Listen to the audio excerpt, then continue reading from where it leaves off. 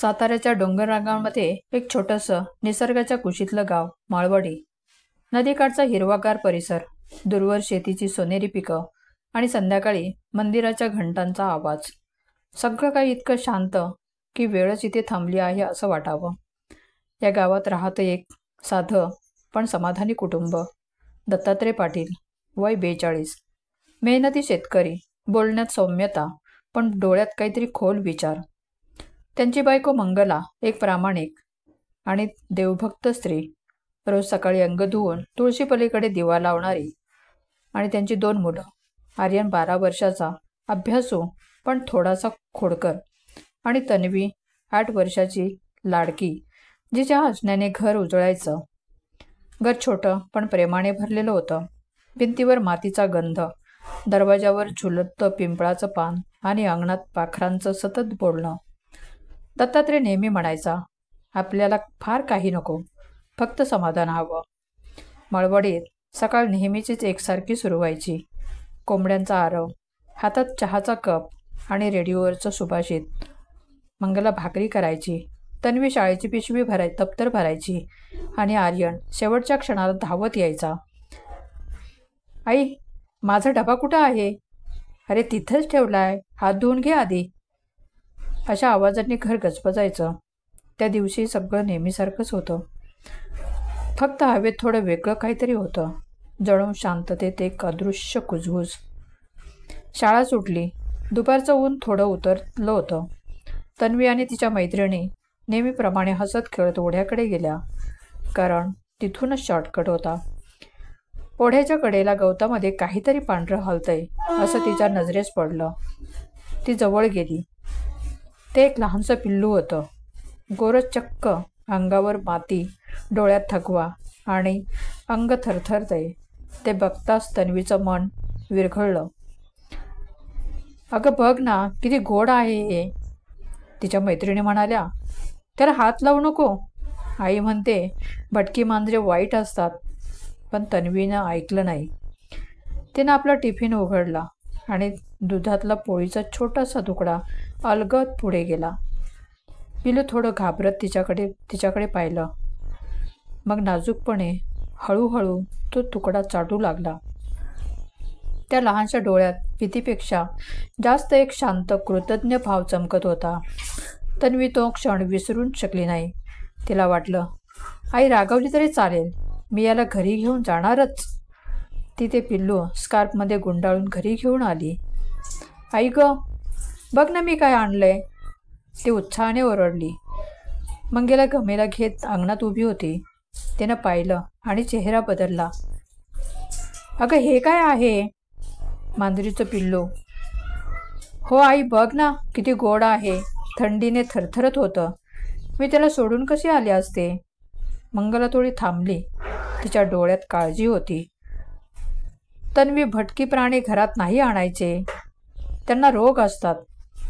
दत्तात्रय घरातून बाहेर आला. त्याने ऐकलं आणि हसत म्हणाला, अगं ठेव ना 2 दिवस, बघ किती बिचारा आहे, मग पाहू. मंगला काहीच बोलली नाही. तिनं फक्त कपड्याने पिल्लाचं अंग पुसलं आणि जुन्या टोपलीत ठेवलं. तन्वीने त्याचं नाव ठेवलं शिवा. त्या दिवसापासून शिवा घराचा सदस्य झाला. त्या रात्री सगळं शांत होतं. मंगला झोपताना म्हणाली, देवा, हे बाळ आनंदाने राहो. शिवा टोपलीत गोल होऊन बसला. तन्वीच्या चेहऱ्यावर समाधान होतं, पण मध्यरात्री काहीतरी हललं. शिवा अचानक टोपलीतून उठला. त्याने डोळे उघडले. डोळे जणू चमकत होते. त्याने भिंतीकडे पाहिलं आणि हळूहळू गुरगुरायला सुरुवात केली. तन्वी झोपेतच हलली, पण काही ऐकलं नाही. खिडकीच्या बाहेर अंधारात काहीतरी हलल्यासारखं वाटलं. वादळ नव्हतं, पण हवेचा एक वेगळाच थरार घरात शिरला. शिवा त्या दिशेने पाहत राहिला, स्थिर, न हलता. सकाळी सगळं पुन्हा नेहमीसारखं. शिवा आता सगळ्यांचा लाडका झाला होता. तो आर्यनच्या बुटात झोपायचा, तन्वीच्या पुस्तकांवर झोपून घोरायचा. दत्तात्रय म्हणायचा, अगं ह्याला आता कुठं कुटुंबात नाव द्यावंच लागेल. मंगला हसली, पण तिच्या मनात थोडं काहीतरी होतं, एक सावधगिरी. ती नेहमी म्हणायची, प्राणी देवाची निर्मिती आहेत, पण त्यांच्यात निसर्गाची अज्ञात शक्ती असते. तिनं शिवाचं अंग स्वच्छ केलं, पण त्याच्या नखांवर काळपट डाग दिसले. कदाचित माती लागली असेल, ती म्हणाली आणि दुर्लक्ष केलं. हळूहळू घराचं वातावरण बदलायला लागलं. पहिल्यांदा तन्वीला थोडा ताप आला.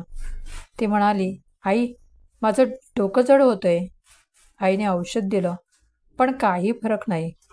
रात्री ती घाबरलेली दिसायची. आई, शिवा मला बघतोय, त्याचे डोळे लाल झालेत. मंगला म्हणाली, अगं तो आपला पाळीव आहे, असं काही नाही. पण ती स्वतः रात्री जागी झाली आणि पाहिलं. शिवा भिंतीकडे पाहत बसलाय, शेपटी हलवतोय आणि हलकीशी गुरगुर आवाज करतोय. ते काही क्षण तिला थिजून गेले. 2 आठवड्यांनी मुसळधार पाऊस सुरू झाला. वीज चमकली आणि गावात काही ठिकाणी पाणी साचलं. मंगला भाजी चिरत होती. हात थोडा भाजी चिरताना कापला, तेव्हा शिवा तिच्या जवळ आला आणि तिच्या बोटांवरून चाटलं. ती हसली. अरे बाळा, काही नाही झालं. ती घटना तिथेच संपली असं वाटलं. पण 2 दिवसांनी मंगलाचं बोट सुजलं, अंगावर काटा आला आणि डोळे लाल. ती थकायला लागली, डोकं दुखू लागलं आणि झोपेत बोलू लागली. आई, काही नाही होत, आर्यन म्हणायचा. पण तन्वी घाबरली होती. गावात अफवा सुरू झाल्या. त्या पाटलांच्या घरात मांजराचं सावट आलंय. रात्री त्या घरातून विचित्र आवाज येतात. मंगला देवी लागली वाटतं. गावकऱ्यांनी सांगितलं, मांजरीचा प्रभाव असतो. ती नजर लागलेल्यांना खात्रीने ग्रासते. दत्तात्रेयने या सगळ्याला नाकारलं. अंधश्रद्धा आहे ही. मंगळाला फक्त आजार झालाय, पण आतून त्यालाही काहीतरी विचित्र जाणवत होतं. रात्री घरात कुजबूज, पाण्याचा आवाज आणि खिडकीत दिसणारे 2 चमकणारे डोळे. मंगलाची प्रकृती बिघडली. गावातल्या डॉक्टर साळुंके आले. त्यांनी पाहिलं आणि म्हणाल्या, साधं इन्फेक्शन असेल, पण जखमेला कोणी चाटलं का? मंगला शांत. दत्तात्रय म्हणाला, हो, मांजरीने. पिल्लू आहे घरात आमच्या. डॉक्टर थोडे गंभीर झाले. भटकी मांजर? हो. तेव्हा डॉक्टर म्हणाले, रेबीजचा धोका असू शकतो, लगेच इंजेक्शन घ्या. दत्तात्रयाने तेव्हा प्रथमच जाणवलं, हे काही साधं नाही. त्या रात्री सगळं काळोखात बुडालं. वीज गेली होती, बाहेर पाऊस, आत शांतता. तन्वी झोपेत होती. अचानक तिने डोळे उघडले. खिडकीजवळ काहीतरी हलतंय असं तिला जाणवलं. ती उठली आणि हळूहळू चालत गेली. शिवा खिडकीत बसला होता, पण तो तिच्याकडे बघत नव्हता. तो बाहेर काहीतरी पाहत होता. त्याचे डोळे लाल आणि तोंडातून हलका फेस. तन्वी घाबरली. शिवा, ती हळू म्हणाली.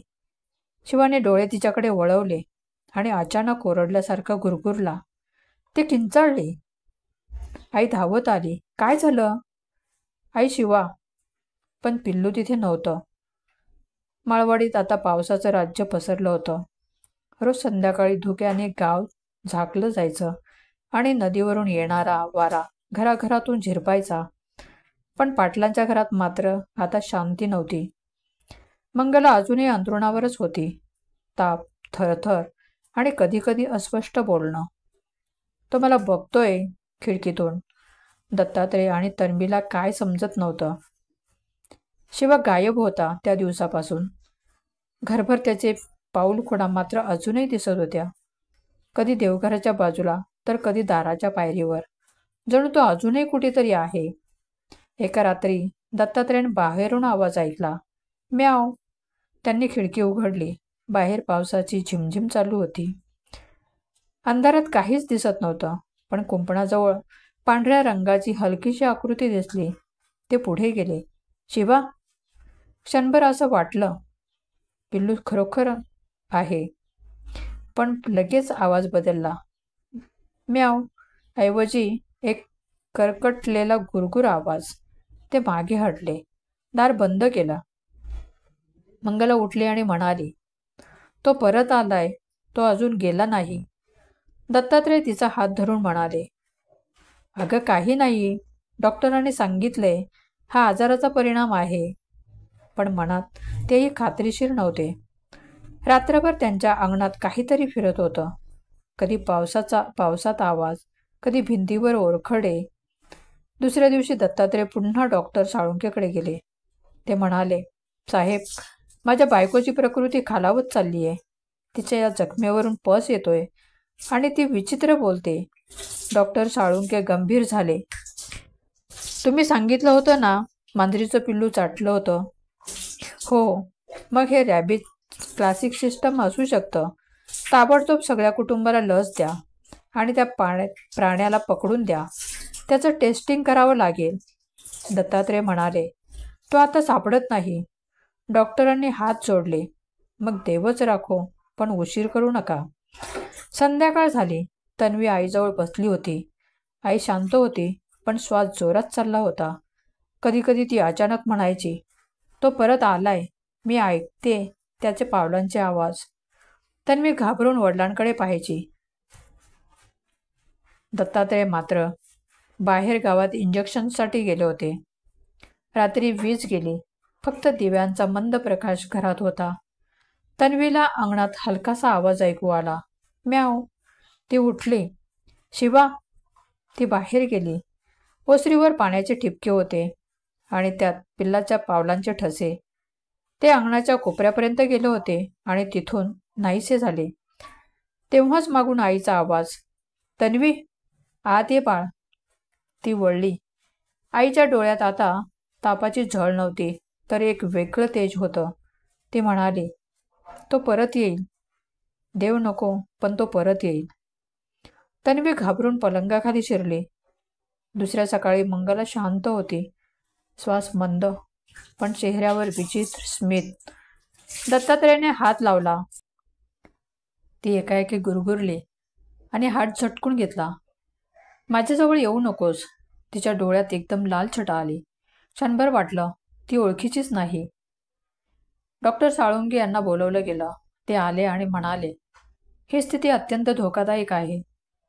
तिचं रेबीजच्या शेवटच्या स्टेजमध्ये जाण्याचं लक्षण आहे. असं झाल्यावर रुग्ण पाणी बघून घाबरतो, प्रकाश सहन होत नाही आणि मेंदूवर परिणाम होतो. दत्तात्रय आणि तन्वी रडत होते. डॉक्टर म्हणाले, तुम्ही पाळीव प्राणी ठेवताना काळजी घ्यायला हवी होती. दत्तात्रयाने ठरवलं, शिवाला शोधायचंच. ते गावभर चौकशी करू लागले.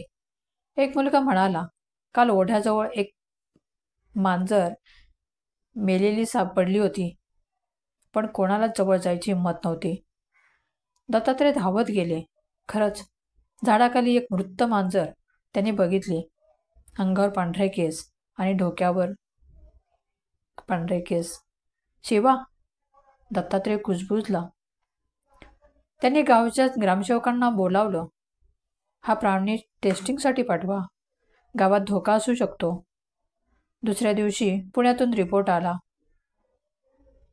Sample tested positive for rabies virus.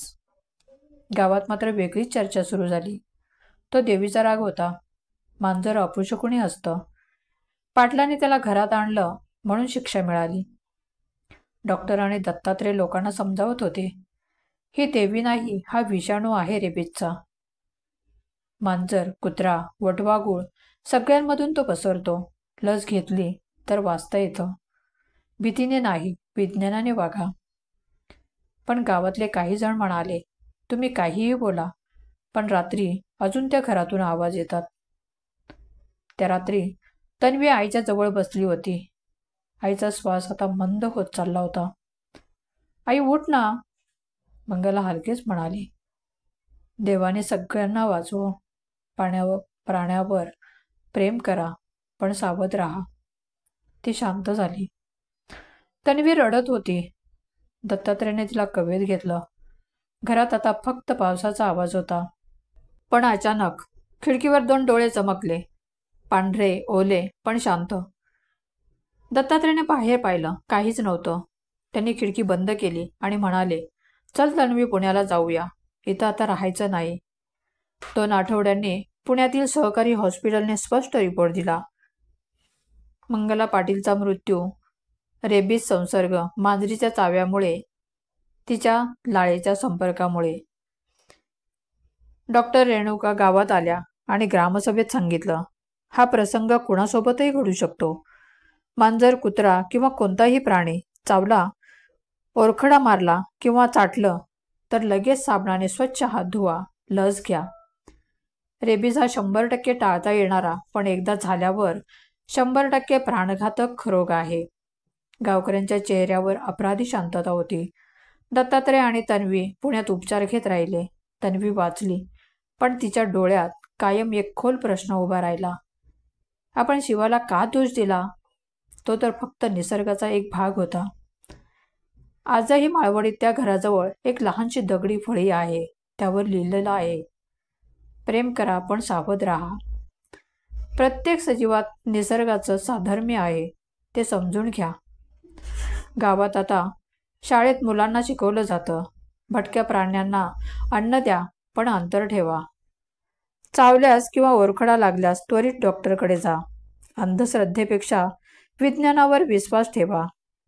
Tanvi आता मोठी झाली आहे आणि ती शाळेत शिक्षक आहे. ती प्रत्येक वर्षी विद्यार्थ्यांना हीच कथा सांगते. मांजरी वाईट नाहीत, पण त्यांच्यात दडलेला विषाणू वाईट असतो. आपण प्रेमाने आणि जागरूकतेने दोघांनाही वाचवू शकतो. या घटनेबद्दल तुम्हाला काय वाटतं? तुमच्या प्रतिक्रिया खाली कमेंटमध्ये द्यायला विसरू नका. व्हिडिओ आवडल्यास लाईक करा. चॅनलवर नवीन असाल तर सबस्क्राईब करायला विसरू नका. धन्यवाद.